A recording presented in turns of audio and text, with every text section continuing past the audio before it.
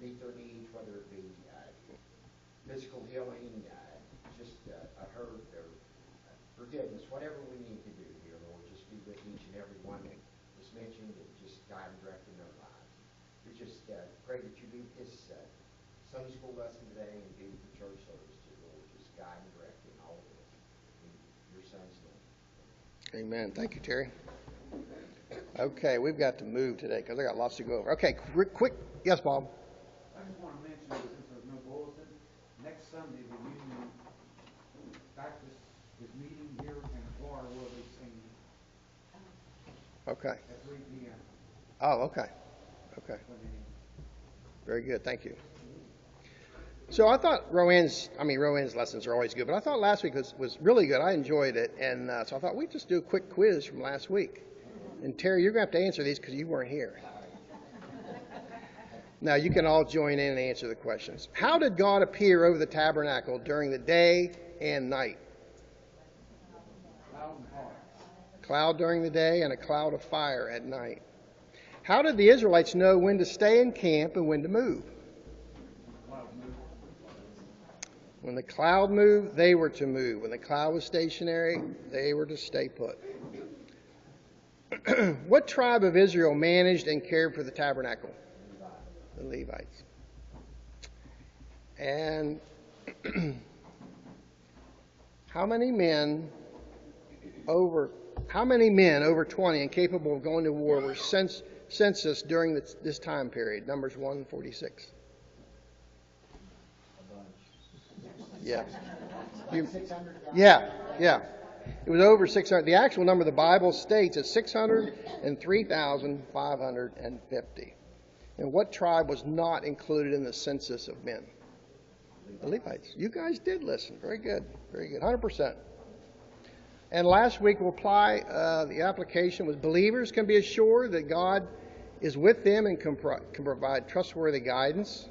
And following God's guidance will require believers to act on His instruction. And following God in faith means that we are to act on His time frame and not our own. So we're going to continue today our lesson in Numbers. It's called Provision. It's session 2, page 19 in your book. Scriptures for today is Numbers 11, 4 through 17. And the subtitle is God Hears His Leaders and Sustains Them for His Purpose. So I always like to pay attention to the subheading because it always gives you the theme of the lesson, which is good. Do you know people that complain and don't look at your spouses? Do you know people that complain, and some more than others, right? I used to work with a guy that he just complained about everything. And he had the ability to drag people down with him and complain right along with him, including me. It's just the conversation went negative. And we all know people like that, right? We are spoiled here in the USA. We are definitely spoiled, and people complain about everything. We complain about traffic delays, power outages, weather, other drivers, cell phone service, Wi-Fi service, food, money, church services too long. Just about everything that causes us inconvenience, right? We're spoiled. I heard complaints on the cruise ship that we were just on. And I got to admit, I complained too. This little cruise tip, I'd never done Holland America before. All the other cruise ships that I've been on, you just go to the buffet, you grab the spoon, and you dip whatever you want to, however much you want to, yourself, right? Holland America, they got control of it, and whether it's for germ reasons or corporate reasons or money reasons, I don't know, but you go to the counter, and they have these big glass protections over the food, so you tell them what you want, and they spoon out how much you think you need. Maybe looking at me, they didn't think I need much, but I complained about that, and but then I thought, wait a minute, I'm on a cruise ship in Alaska. What am I doing complaining? I had plenty to eat. So, you ever notice that complaining seems to be contagious? Yeah, and we're going to see that today. Who was the first person in the Bible to complain?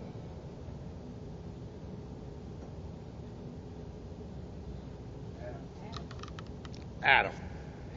Adam, after he and Eve disobeyed God, he complained to God that woman you put here with me gave me some fruit from the tree and I ate it, right?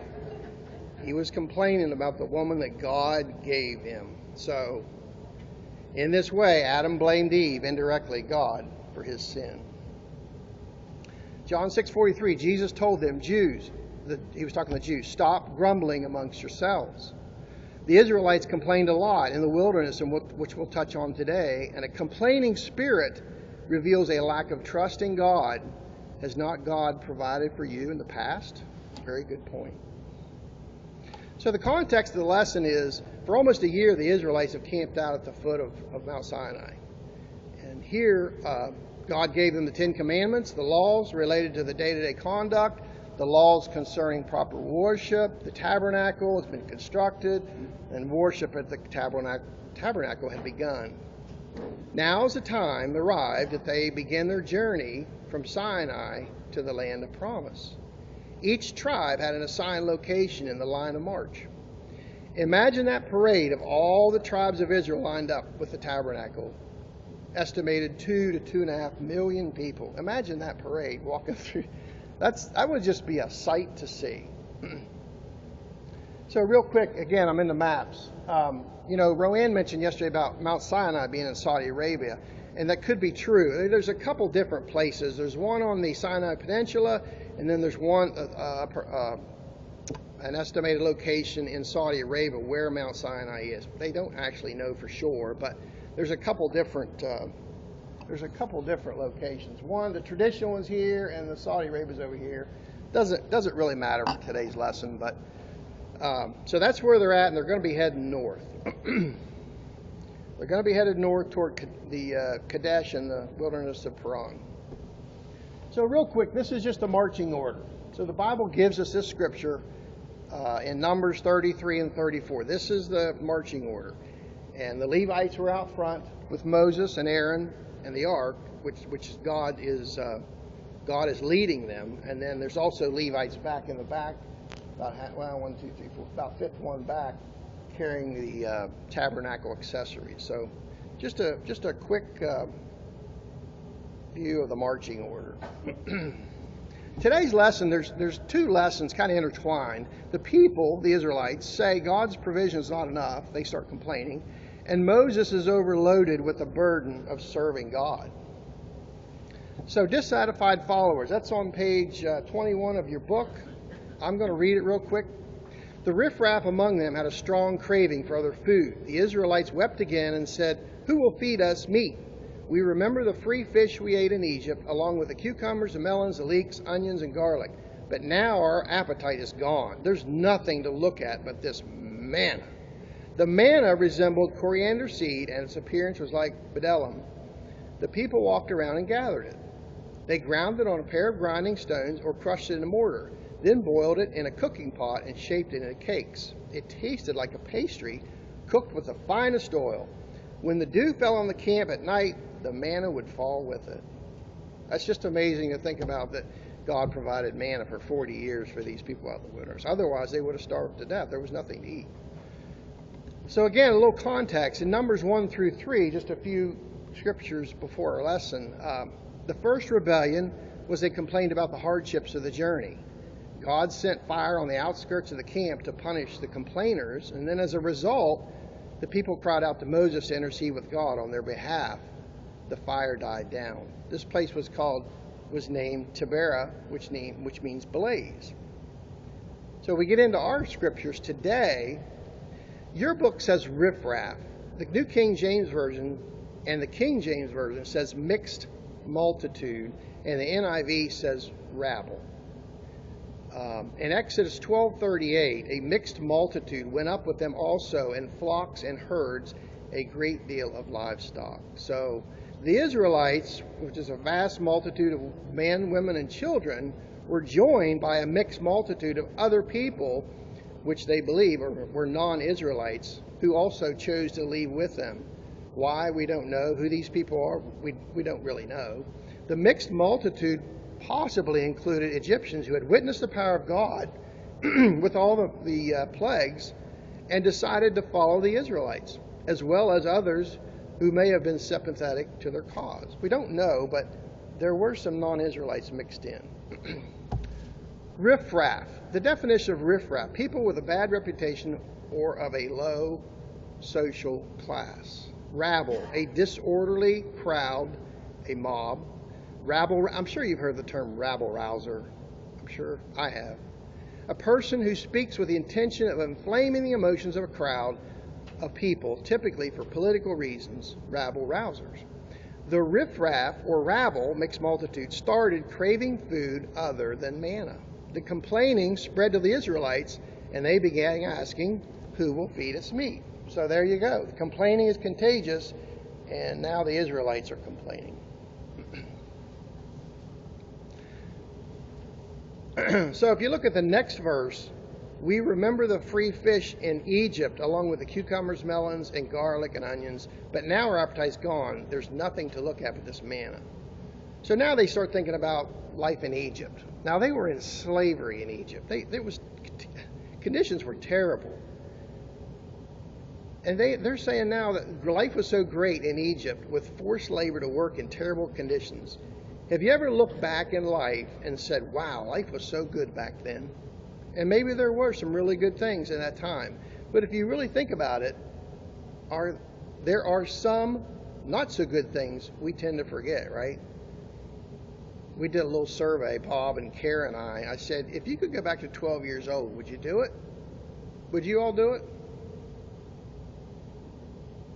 It's a thought.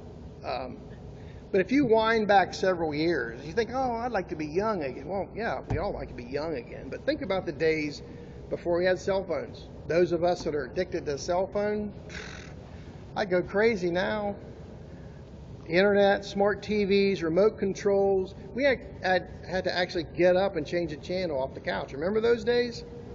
Yeah. Microwave oven. Some people don't remember life before the microwave oven. Clothes dryer. You women, how would you like to go out and hang clothes on the clothesline now? Yeah. Bad relationships. Tests. Remember in school we had tests? Yeah, I'm not sure I want to go back to that. So the Israelites were starting to complain about God's provisions and getting tired of eating this manna.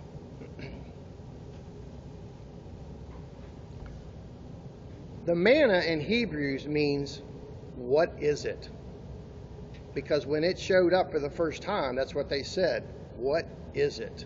In Exodus 16:14 through 15, when the layer of dew evaporated, there were fine flakes on the desert surface, as fine as frost on the ground. When the Israelites saw it, they asked one another, what is it? Because they didn't know what it was. Moses told them, it is the bread the Lord has given you to eat. Remember in Exodus when they complained there was nothing to eat and God provided manna?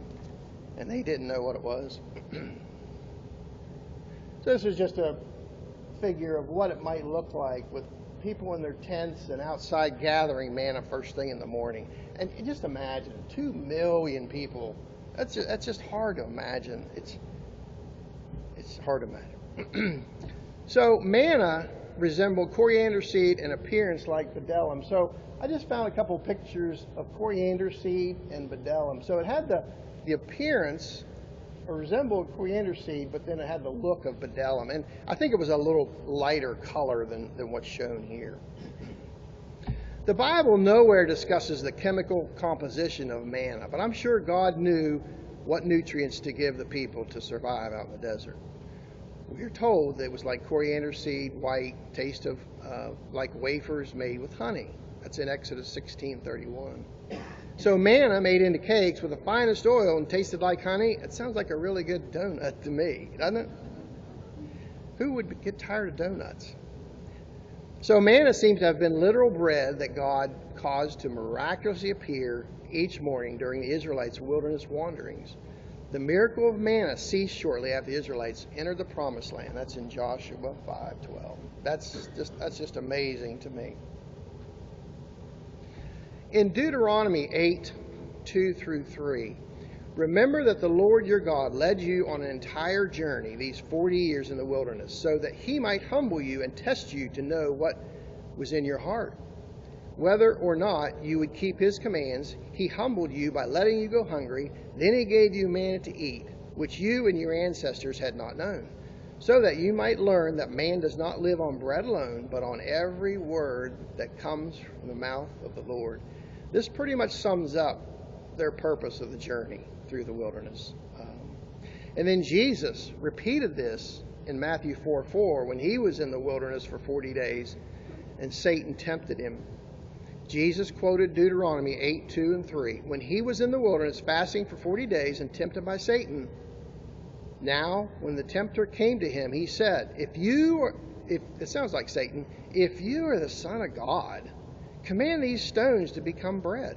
But he answered and said, it is written, man shall not live by bread alone, but by every word that proceeds from the mouth of God. I think we underestimate the power of the Word of God. So what's the manna foreshadowing? Far more important than manna's physical qualities is what manna foreshadowed. Manna is a type of foreshadowing of Jesus. After Jesus miraculously fed the 5,000, they wanted him to give us this bread always. They wanted him to feed them every day. Jesus tried to get their attention off physical bread and onto the true bread of life. Truly, truly, I say to you, it was not Moses who gave you the bread from heaven, but my Father gives you the true bread from heaven. For the bread of God is he who comes down from heaven and gives life to the world. I am the bread of life. Whoever comes to me shall not hunger, and whoever believes in me shall not thirst. And that's in John 32 through 35. Sadly, the people could not get their minds off physical bread long enough to understand the spiritual truth that Jesus was declaring. And that's the case today. They were more concerned with the condition of their stomachs than the condition of their souls. And that is so true today. Frustrated leaders. It's on page 23 of your book. Moses heard the people, family after family, weeping at the entrance of their tents. The Lord was very angry. Moses was also provoked. So Moses asked the Lord, why have you brought such trouble on your servant? Why are you angry with me? And why do you burden me with all these people? Did I conceive all these people? Did I give them birth? So you should tell me, carry them at your breast as a nursing mother carries a baby to the land that you swore to give their ancestors? Where can I get meat to give all these people? For they are weeping to me, give us meat to eat. I can't carry all these people by myself. They are too much for me. If you are going to treat me like this, please kill me right now, if I have found favor with you, and don't let me see my misery anymore. Wow. Moses is pretty bad shape, isn't he? A lot of despair. So the discontent expressed by the rabble-rousers spread quickly throughout the entire camp of the Israelites. And the nature of discontent is spread easily to others. That's what we talked about before. You know, and it even happens in our church. Once somebody starts complaining about something, it starts spreading, and it's a cancer. It will spread. So just be careful of complaining. Yes? Just like gossip. Yes, exactly. It catches on fire. Yes. Sadly, the people were complaining about the blessings given to them by God. So God's feeding them, and they're complaining about it. He could have let them starve to death. Because of the discontent of the people, the Lord was very angry. The Hebrew phrase translated angry literally means the burning of the nose. That means flaring nostrils. I can't imagine God in that state at me. Whew. Moses was also provoked by the Israelites' actions and complaints. Have you ever given a gift to somebody or did something for someone and they complained or didn't appreciate it? You ever have that happen? I have. It hurts, and sometimes we get angry about it, right? You went to all this trouble to buy them something or do something for them, and they don't appreciate it. That's a very minor example of how God would feel. The complaint of the people elicited a complaint from Moses to God. Moses expressed despair, discontent, and even a hint of rebellion against God. Moses was no Superman. He was a human being just like you and me. His level of frustration had reached the breaking point, and he poured out those frustrations to God. Did I conceive all these people? Did I give them birth? So you should tell me, carry them at your breasts as a nursing mother carries a baby to the land that you swore to give their ancestors? Pretty strong language towards God. Because of his frustration with the Israelites, Moses began distancing himself from the people. Therefore, he is not responsible for them. Moses refused to be the nursemaid of the children of Israel. Overwhelmed by the weight of leadership, Moses no doubt had a great sense of loneliness as the only leader of the people. Have you ever been in charge and your reports are complaining about their assignment or something going on with the situation that you're in?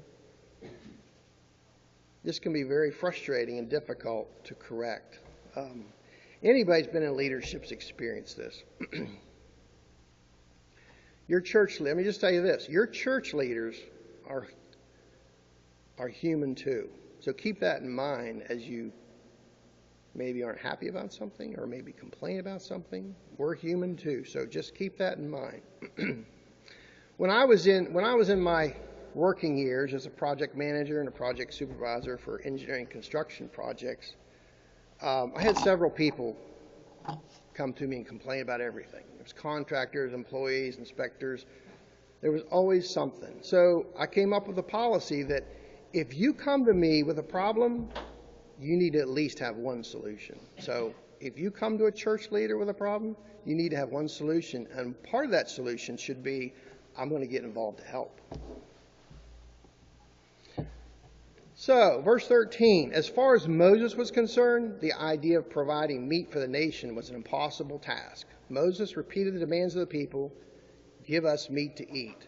The estimated projection of the number of men, women, children, excess of 2 million people.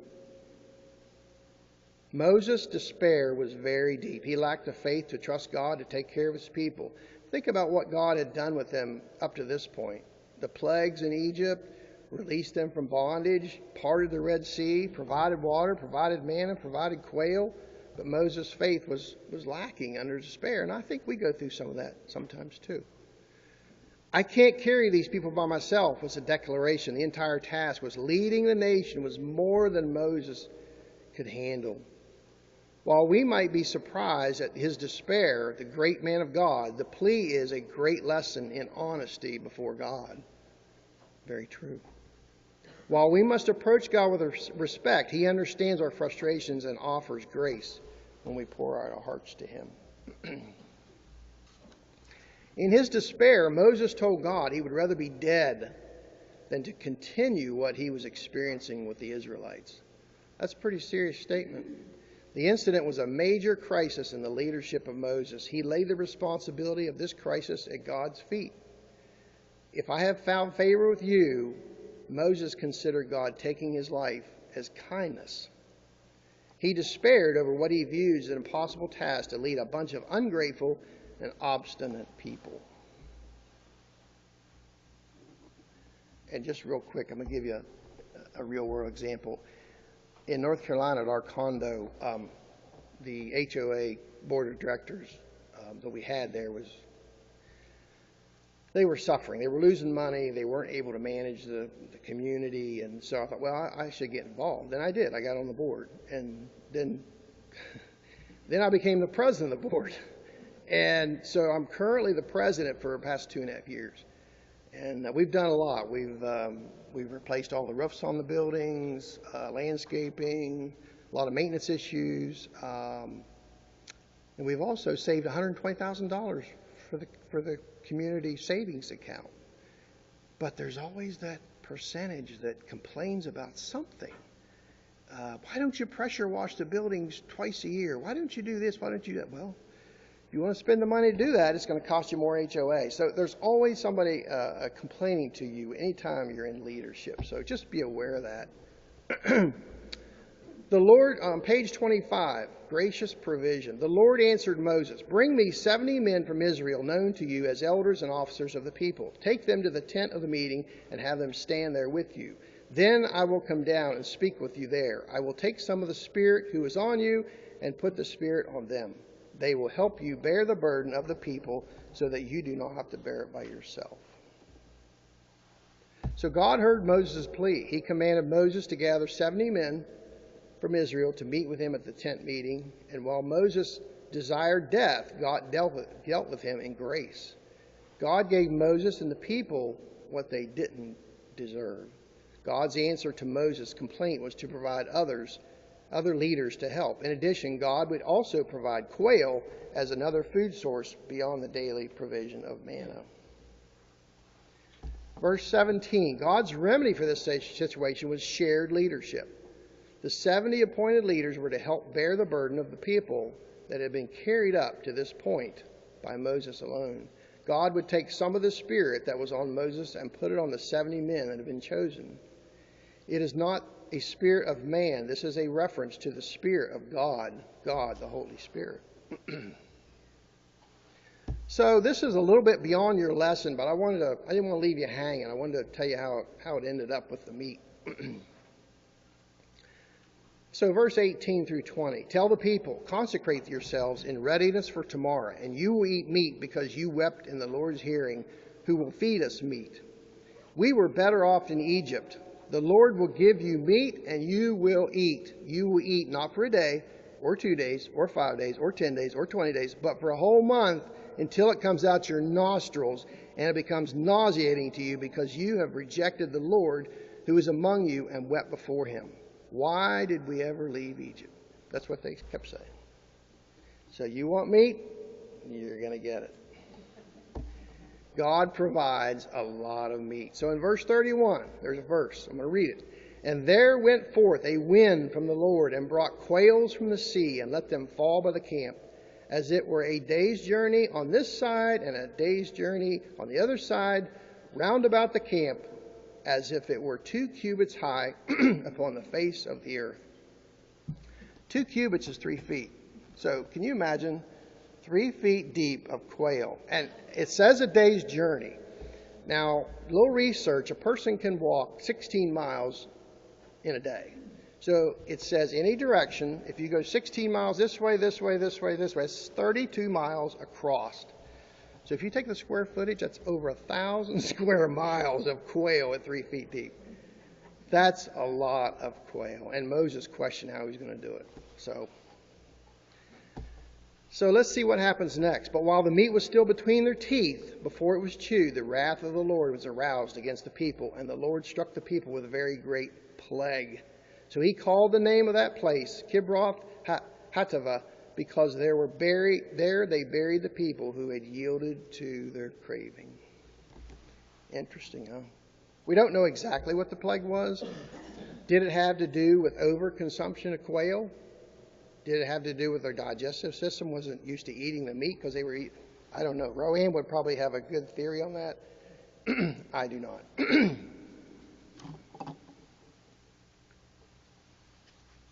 So temporary versus eternal desires. These are not my words, but I want to read you this because I thought it was pretty profound. It's from the Matthew Henry commentary. God performed his promise to the people in giving them flesh. How much more diligent men are in collecting the meat that perishes than in laboring for meat which endures to everlasting life. We are quick-sighted in the affairs of time, but stupidity blinds us as to the concerns of eternity. To pursue worldly advantages, we need no arguments. That's the truth. We'll pursue worldly advantages like that, right? Drop of a hat. But when we are to secure true riches, which is salvation and eternity, then we are all forgetfulness. That's absolute truth. Those who are under the power of a carnal mind will have their lusts fulfilled, though it to be the certain damage and ruin of their precious souls. They pay dearly for their feasts. God often grants the desires of sinners in wrath, while he denies the desires of his own people in love. What we unduly desire, if we obtain it, we have reason to fear will some way or other a grief and cross to us. I thought that was interesting. Physical versus spiritual manna. Just as God provided the manna to the Israelites to save them from starvation, He has provided Jesus Christ for the salvation of our souls. The literal manna temporarily saved the Israelites from physical death. The spiritual manna saved us from eternal death. Jesus talking to the Jews, your fathers ate the manna in the wilderness and they died. This is the bread that comes down from heaven so that one may eat of it and not die. That's John 6:49 and 50. So, to apply the text today, believers should be careful not to take God's provisions for granted. We should be thankful for everything we have, right? We all are blessed. I mean, you think about it. We have a house, cars, money, grandkids, friends. The list goes on, but we tend to forget about that. We can always take our concerns to God, telling Him what we need. And I think in desperate times, as long as we're respectful, He will listen to us. And we can trust God to provide what we need to carry out the tasks He gives us. Any comments, questions for today? Roanne? Just thinking that even with the New Testament, anything that we complain, we're really telling we're not trusting Yes. God for. And there's been a lot of scriptures in the New Testament that says God basically hates complaining. Mm-hmm. And yet we're guilty of it. So I don't, while we're looking at them and thinking, wow, how can they complain? Mm-hmm. We complain over a lot less. Yeah, I just admitted complaining on a cruise ship. I mean, and I had plenty to eat, but I did complain. And, They also had to live in a tent many days. yeah, many days, right? Many days. Yeah, yeah, for sure. And I'm sure they left, I was thinking about that last night, they left homes. Yeah. Because remember when the death angel, he says, on the mantle Yes. of your door? Yeah, So they probably had pretty nice homes. some type of structure to live in. Yeah, Yes, you're right, tent. yeah. Weather, what was the weather like? So hot. Yeah, it was a variety. It was hot, and then it could be cold too. So yeah. Well, being that I used to live in the desert, it could be so hot during the day, Mm-hmm. and then at night it gets so cold in the desert, and the wind kicks up, and you just wouldn't think it would get that cold. Yeah. But it really does. Yeah. Yeah, we need to be very thankful for what we have. I'm just going to say a couple words about what happened this week. I think most of us are aware of the Charlie Kirk assassination, which is horrific, terrible. Becky and I were bothered by that when it happened. I think most of you were.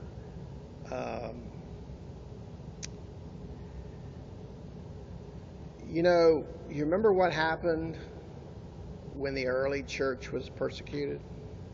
It grew.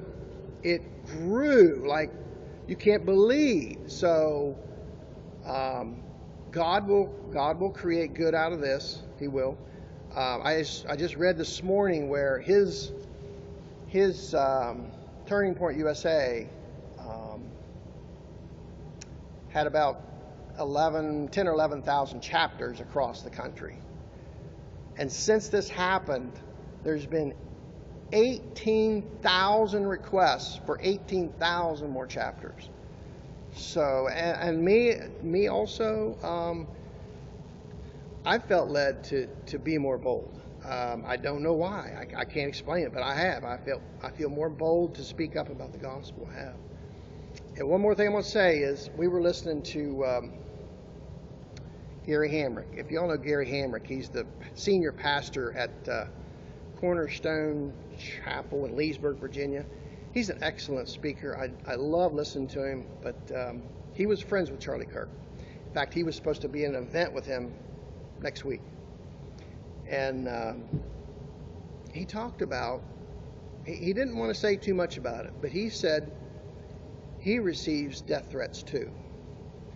So I never really thought about it, but any prominent pastor that's out there on media that's spreading the gospel is going to be attacked and threatened or worse. So we need to keep those people in prayer too, because there's an attack coming on them. So that's all I have to say. Roanne, you have anything else to say? No, I just agree with you there completely, because I've even seen, people who's, of course, we all heard they're happy he's gone, they're happy he's dead, and this, our side's gonna continue also. Yeah. So, Yeah. Yeah. You know, if you don't know Charlie Kirk, he did a lot of speaking at college campuses, which we know that the doctrine these colleges are teaching is, it's not the gospel, I can tell you that. Now, I don't agree with everything that Charlie said, and he's a human being too, but he did spread the gospel. He did spread the teachings of Jesus Christ. So it's made me be more bold, and I plan to do that. Yes, Tammy?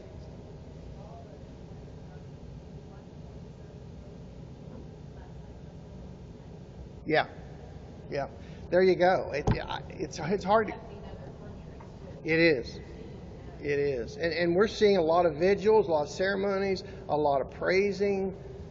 It's amazing to watch. So keep your eyes open. I think you might see an effect. We are seeing an effect out of this. So, but just keep praying. Keep praying for the church leaders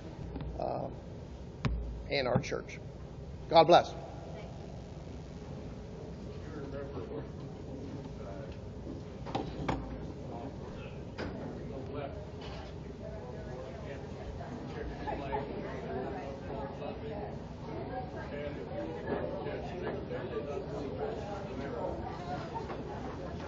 Yep. Amen.